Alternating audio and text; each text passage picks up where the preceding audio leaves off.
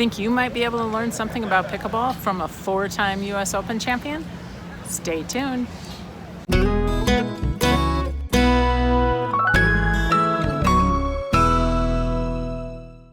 Hey everybody, it's CJ Johnson. You can learn so much from getting inside the mind of a champion. And I realize that some of you may never have the opportunity to do that.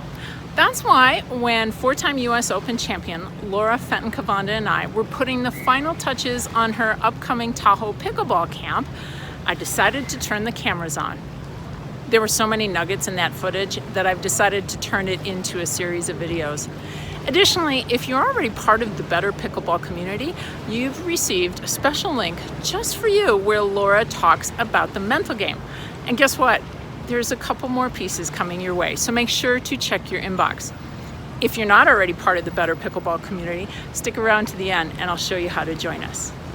In today's video, Laura is going to share with us the biggest mistakes that she sees players of differing levels make on the pickleball courts and what you can do to play better pickleball. Welcome, Laura Fenton Kovanda, 4-time now US Open champion. How you doing, Laura? I am doing fabulous. Thank you, CJ. I'm thrilled to be back with you. Well, welcome back. It's been way too long. Now, some of you may not be familiar with Laura. You've probably seen her play, but you may not know a lot about her as a person or as a teacher. So we're going to play a quick little game. I like to call this 60 seconds to get to know Laura. So I'm going to shoot some questions at you, Laura, and you're going to answer these within, hey, it's a minute. You're on the clock, girl. Oh, boy. You know how I talk, too. A lot. Okay, I'll do my best. Here we go. All right. Okay, here we go. Current residence. Surprise, Arizona. Sports before pickleball. Oh, basketball, softball, volleyball, hockey, golf, tennis, racquetball. She didn't tell you because she's trying to be short, but she was a very decorated racquetball player. Google her. Why pickleball? Honestly, the best answer I could give to that, because it was probably one of the greatest challenges I've ever had in a sport to try to get to the top. Practice to play ratio. I probably have a 70-30 practice 70%, play 30%. Favorite skill to teach a 3-5 or below level player? Oh, easy. Proper footwork. She is the footwork queen.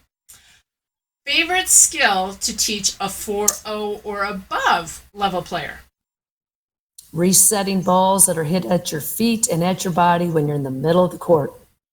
What is the number one mistake that you see the 3-5 and below player making when they're playing pickleball? Across the country, I come across this a lot when I'm teaching a clinic or a camp. Many people have been taught that if they don't get the return of serve, to get to that kitchen line as fast as possible. So when I'm teaching this and I said, okay, time out, let's talk about this and why that's not a good idea. Okay. There's always has to be a why and how we fix it. But if your partner goes running to the kitchen line and you're about to hit that third shot, number one, they have no idea where your shot's going. Number two, if the shot goes up high, they're about to get blasted in the face or anywhere, and that's not fun for anybody. And number three, you've created this huge hole in the middle of the court, so you're completely staggered now.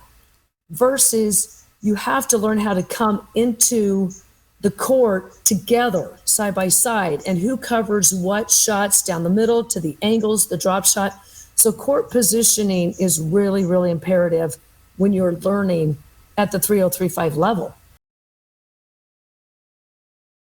Well, okay, 4-0 and above, that's 4-0, 4-5, 5-0, 5-5, 6-0. So that's a kind of a big span here. But I'm going to kind of focus on the 4-0, 4-5, 5-0s, even lower 5-0s. I think the biggest mistake, actually, I have to answer that with two. I should say one, but two of those. Number one, they're trying to win the point every time they hit the ball. versus setting the point up and having patience in maneuvering your opponents. I think that's probably the biggest one.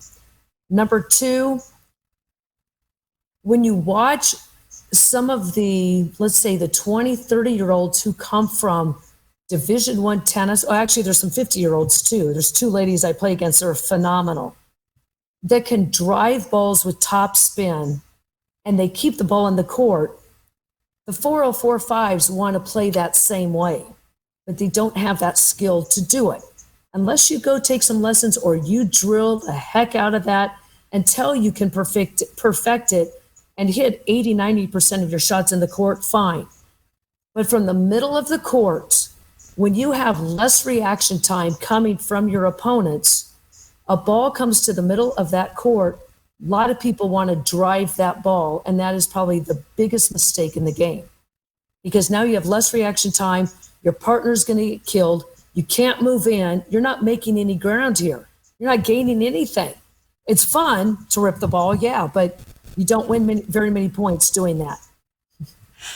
I have to laugh because you see it on YouTube and then you see it at the courts and they are two different results. Yep. And every so often, when I'm playing open play, I mean, yeah, it's fun. So I do it too, but I very rarely win that point.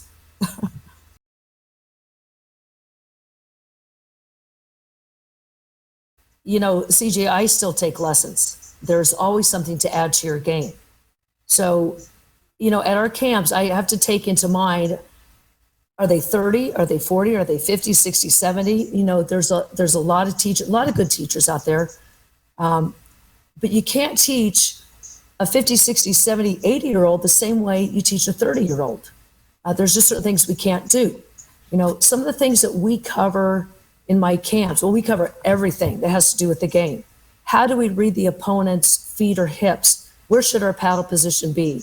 How do we cover that lob? Or how can I improve my topspin stroke or my slice, my return to serve? Whatever it is, I have to take that person individually. Even though we have groups of people, I'm taking that individual right where they're at because I want to improve their game. One of the best parts about taking a pickleball camp in Lake Tahoe is when you're not on the pickleball courts, you can be hiking, mountain biking, or laying on the beach. If you'd like more information on Laura's upcoming camp, click on the link below. Until then, let's train smart, live bold, and age well.